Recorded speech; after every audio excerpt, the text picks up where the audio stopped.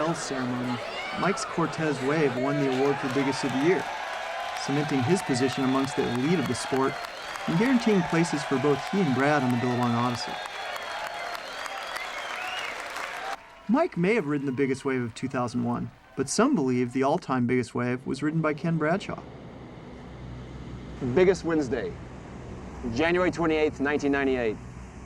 Yes, still the biggest waves I've ever ridden. It was a culmination of 30 years of surfing.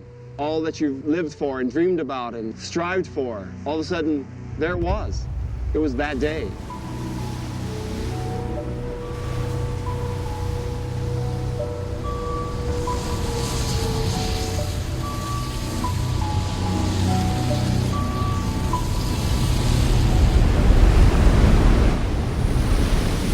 I actually started surfing in Texas. Of all places, the world has a hard time understanding that I started surfing in Texas. I was, 13 years old. I was playing football, track, other sports, baseball.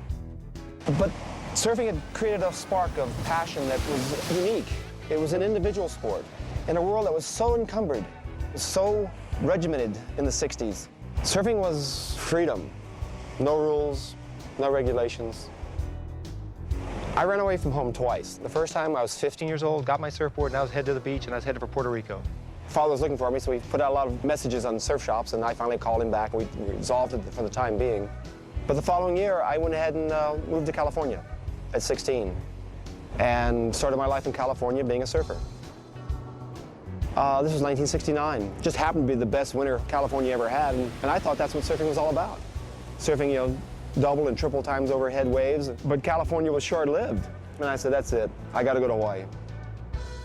One day I finally got enough money together, enough time together, and I actually went to Hawaii and took one swell and go, holy cow.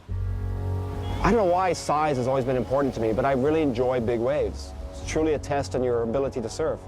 It takes passion, it takes desire to make yourself go over that ledge, to risk everything to catch that wave.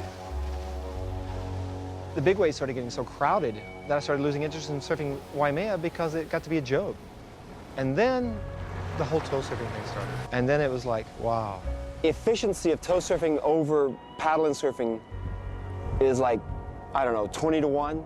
We can ride any wave we ever dreamed of riding. We can now access waves we would see in the distance, and how can we get to them when Waimea is closing out and every inside break is closing out and you can't penetrate that white water. There's no way you're going to get through it. Now we can get through it. It's so exciting to be on the forefront of this. It's just, what a great time to be surfing.